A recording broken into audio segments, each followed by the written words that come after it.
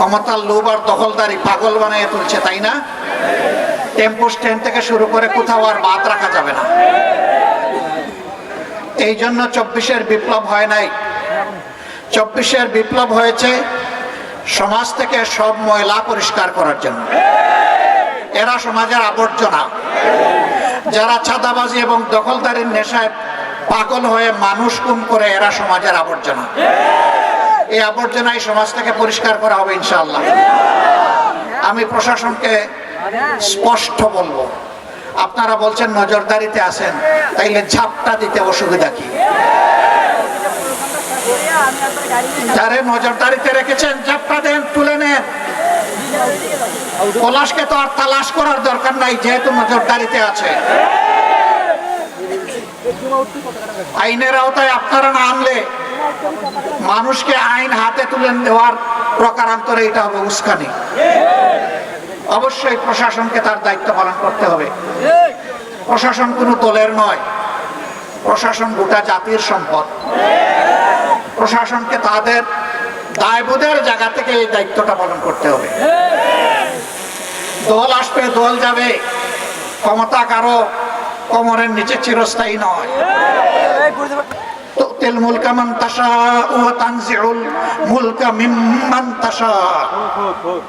আল্লাহ যাকে পছন্দ করেন ক্ষমতায় বসান, আর যখন আষাঢ় মেরে টুকরা টুকরা করতে চান তখন উঠায় নেন।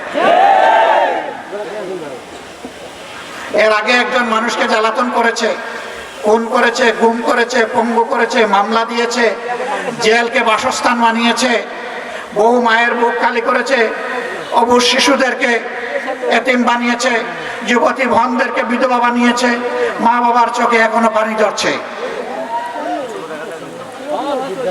ফ্যাসিবাদ একটা রূপ, এটা নির্দিষ্ট কোনো দলের সাথে থাকে না, এটা একটা ভাইরাস। এটা যেখানেই বোর করে ওরাই ফ্যাসিবাদী। এক ফ্যাসিবাদীদেরকে তাড়াইয়া বাংলাদেশের জনগণ আরেক ফ্যাসিবাদী চায় না। একটু আগে আপনাদের কাছে শহীদ হওয়ার দোয়া চেয়েছি না?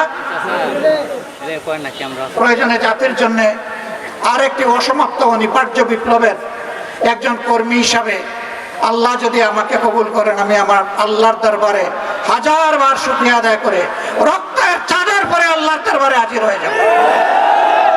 কিন্তু কোন ফ্যাসিবাদকে বাংলার জমিনে প্রশ্রয় দিব না, বরদাস্ত করব না ইনশাআল্লাহ। আপনারা তৈরি হন।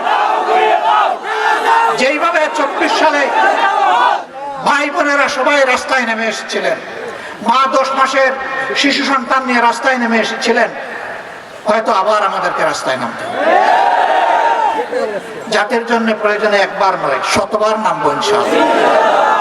যত সময় আল্লাহ জীবন দিয়ে রেখেছেন, যত সময় নামার শক্তি দিয়ে আল্লাহ রাখবেন, তত সময় জাতির প্রয়োজনে অবশ্যই নামবো। আমরা কাপুরুষ নই, আমরা দুর্বল নই।